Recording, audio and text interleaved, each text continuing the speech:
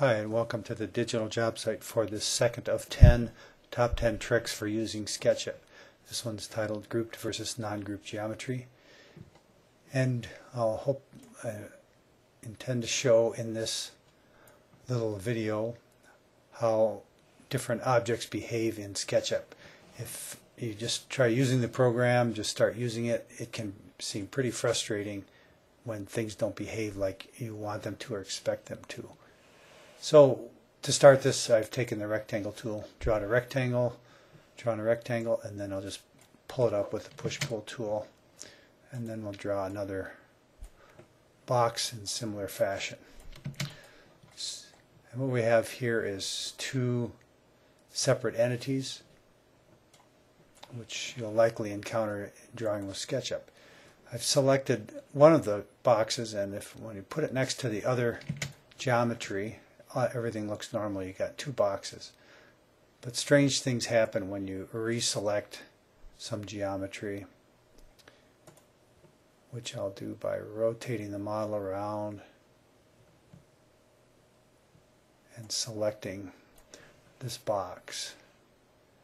Now when we go to move the box, it stretches the original box. The two objects stuck together, and oftentimes that's not what a person is after. To get around this, if I take that same geometry that is attached, select it, then right click it with the mouse and say make a group. Now SketchUp has taken that whole entity and made it a solid group. When I select anything on it, any surface on it, the whole thing is selected, unlike this ungrouped geometry where each separate thing that I select is a separate entity. Now when we move group geometry, it's separate from the other geometry. You can see it took this face out of this box, and that's a little bit how this behaves. If I click the back button and then select this geometry, right click it and make a group out of it as well, then it'll behave a little bit differently than it did before. Now it is all selected at the same time. But if you want to erase something of a group geometry, I'm going to go erase this, and it erases the whole group, not just an individual line. And if I want to push-pull something in here, it doesn't work because it's not selecting a face. So that's how grouped and non-grouped geometry behaves as it interacts with each other.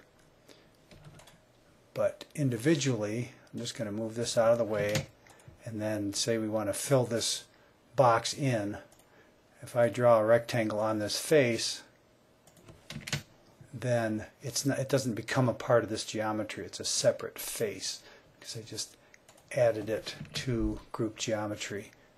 So if we go use the back button, and now to fill that face in, we double click this group, and you can see that there's this dotted line hovering around. Now this geometry behaves like it's not grouped, like it was when we first created it. So I can do things. I erased a couple lines here. We can just retrace an edge and get this box to fill in. Take that out. And then by clicking outside the dotted line, it becomes grouped geometry again.